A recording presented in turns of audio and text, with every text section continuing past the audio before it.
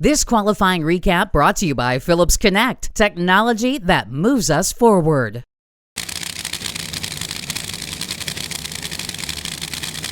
Caps and Crews, final pair, Saturday night.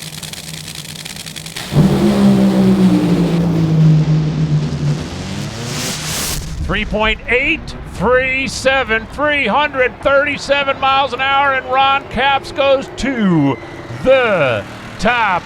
Ron's sixth number one this season, 35th in his career, and a huge run, a clutch run by your team to get under 2 rounds heading into race day. Talk about just the emotion involved in that run heading into tomorrow now. Well, I got on the radio and I was screaming and yelling. That was going down the road to Disneyland and getting on Space Mountain for the first time as a kid.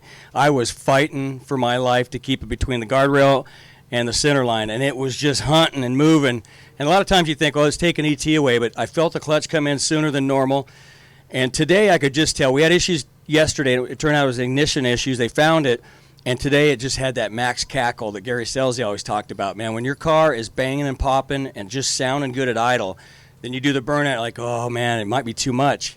It just sounded like that all day today. So, we just worried the conditions might cool off too much being late in the day, but it held its own. And Guido, he got in the box a couple times during the oil down, and God, it's just got to where I was like, oh, please, just let us get down and just, make a good run. And we're not going to see these conditions, obviously, again this year, and it's great to end this way.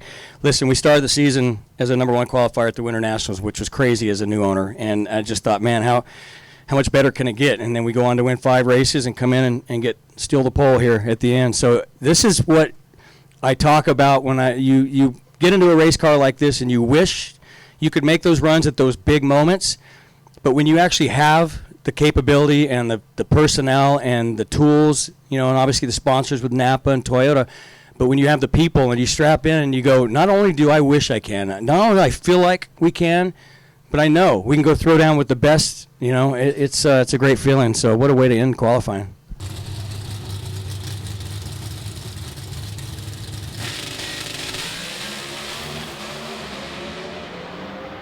Stanfield blisters the numbers down low. Watch the AAA board, 652. How about a 6.508 for TJ?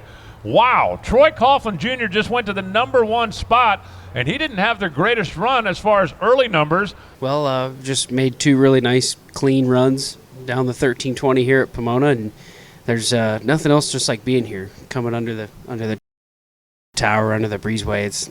It's really cool. It's very majestic here. So hats off to everybody at Elite Motorsports, the engine shop, everybody within all the pits and all the teams. Everybody works together so well, and a lot of passion there. So it's a lot of fun to have success. You probably, I assume, growing up, you've been here a number of times to qualify number 1 here, and add this to kind of your memories of being at Pomona. What's that mean to you? It means a ton. I've loved drag racing since I could walk, since I can remember, really. But to be low qualifier here at Auto Club is definitely going to be on the top of my list as far as the professional career goes, and it's very exciting. We're representing some great brands out there within Elite Motorsports and Jegs.com, the Chevrolet Camaro, so we're jacked. All right, joining us in the Media Center is Top Fuel number 1 qualifier here at Pomona, Brittany Force. Her run of 3.641 at 338.94 from Friday held up, giving Brittany her 10th number 1 spot this season, 42nd in her career. Obviously, last night was great. 2 more great runs tonight. Do you feel great momentum heading into race day tomorrow? I feel very good going into race day tomorrow. We had 4 consistent runs, and over the past couple months we've struggled with those. 3 runs, but 4 solid runs. We got that number 1 spot. We picked up some bonus points, so we're going in tomorrow feeling good. Absolutely. You mentioned yesterday that when you won the last championship, you came from behind. Now you're in front. Mm-hmm. Which feels better? I don't know. It's a whole different mindset. I've been here before. That gives me a little bit of confidence coming into it that, we handled it before. It's familiar territory, and we came out on top. So this is a little different. We're in a different position. We're out ahead, but not by very much. It could, it could change so quickly. So really it's just pulling from, past experience. this team is incredible, what we've done all season long, what we've done this weekend. We just need to keep on hitting our numbers and moving forward like we have been all season long. All right, we are joined in the media center here at Pomona with Pro Stock Motorcycle #1 qualifier Angelle Sampey. Her track record run of 670 with a 3 at 2:01.61 from Friday, held up to through 2 qualifying runs today, giving her her 6th #1 of the season, 59th in her career. Obviously a great day yesterday. Take us through today. Were you pretty pleased with how things went during the 2 runs today? I am. I wish I would have gotten down the left lane a little bit better. Again, I drove towards the center line and had to hang off the motorcycle and shut it off a little bit early. But we knew what it was capable of doing. Went back in the right lane on the second round, went straight on down the boulevard. Didn't go as fast as we expected. We would have wanted to do a little bit better on the ET. Did break 200, which was cool. But it wasn't what number we expected to show up. But we ready for tomorrow. I'm very excited to go into tomorrow in the #1 spot. I'm a little, sorry for my team having to deal with the fact that we have a gremlin in Eddie's bike that we haven't figured out, which is really crazy because it was running fine in Las Vegas. But we have a whole off season for them to figure that out. It's just unfortunate that he didn't make it in because I was really looking forward to seeing him in the final. I just really thought tomorrow was a day for Eddie and I to have a great day together. So he'll be my cheerleader, though. He always is, just like I'm his when I'm not in the race anymore. So it'll be a good day, even though he's not there. So I'm looking forward to it. I am very excited and feeling confident and just so glad to be wearing this yellow hat today. Steve Torrance sits #1 at 3.65 seconds. For now.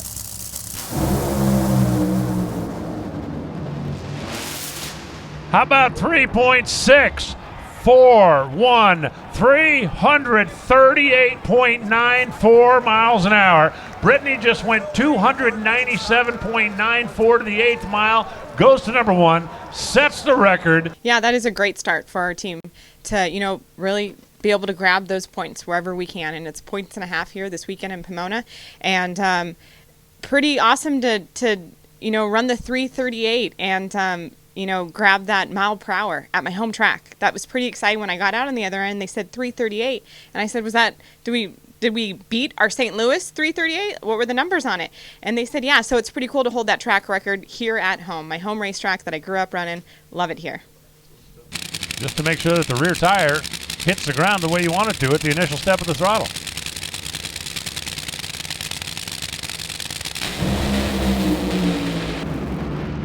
There it is. 384 baby. at 322 miles an hour, and Cruz Pedregon rockets his way to the top.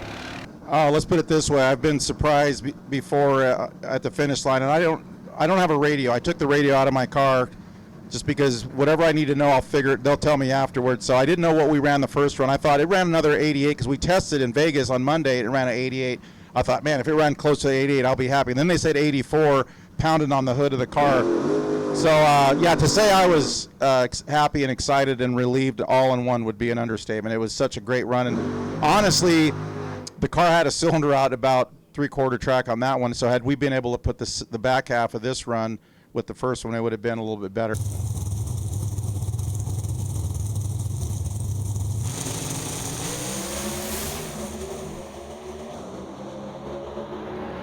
Take a look at the left scoreboard on the Corky side, 6.509, 211 miles an hour. Greg Anderson goes right back to the top. It's a lot of history at this place, and there's always so much on the line when you come here. And honestly, it doesn't matter if it's the beginning of the season or the end of the season. When you come here at the beginning of the season, you're scared to death. You're scared to death. How are you going to stack up? So you're scared to death coming in here in February and at Pomona at the finish line. It usually 9 times out of 10 the championship comes down to here. So there's always a lot of drama, a lot of the line here. And she's got a fast motorcycle on, she really does. But Angelle's got a little bit of a problem with this track because she hates the shutdown here because it's so short. So I don't know if she's going to let her eat, but we'll see what happens. But if she does, she can go pretty good. 104 to 60 feet. Watch the AAA.com scoreboard. 670 at 201 miles an hour. I'm very excited to be here this weekend. I'm on a mission to change things. for my team, because once again they have given me a Suzuki to win the race. We've had the best motorcycle at the racetrack almost every race this year, so my mission this weekend is to put it in the winner's circle, end the season on a high note, and be able to relax the whole off season.